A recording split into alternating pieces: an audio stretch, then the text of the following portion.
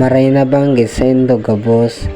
Unyang pala nabanggit, yaon pa lang kami di sa may dagat. Grabe palang digdi ning tawo.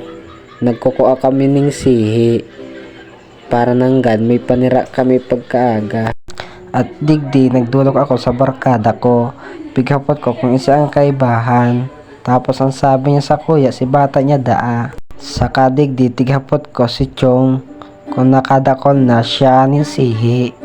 Nagbalik ako ulit digdi sa saro kong barkada, inipalan sunako ayan ning sihi. Tapos iniman sa pinsan niya.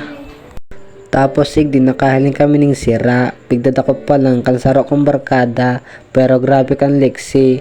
Nakabuhi siya. Wag mo nang habuli, masasaktan ka lang.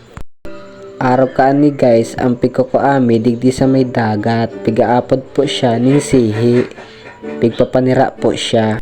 Yaon palang sinda nagtataragot sa may gapo. Kung daay pa bungkalan ang gapo, daay pa makukua.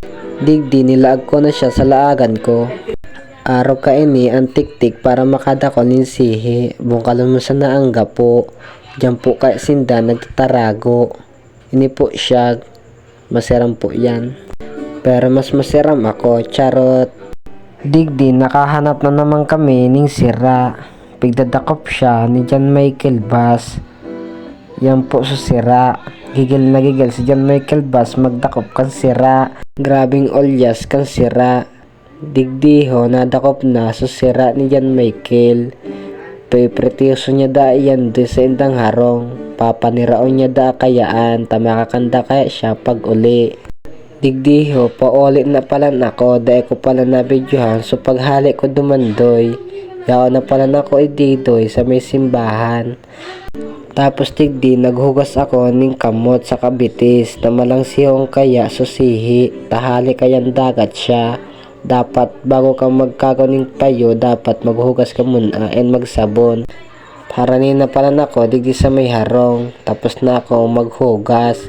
Yaon na ako digdi sa may tangod kang harong. Inipalan si mama. Ugmahon ta nakadakol ako. Inipalan si Bunso and si ate. Yaon na ako digdi sa may laog kang harong mi. Makakana ako dyan.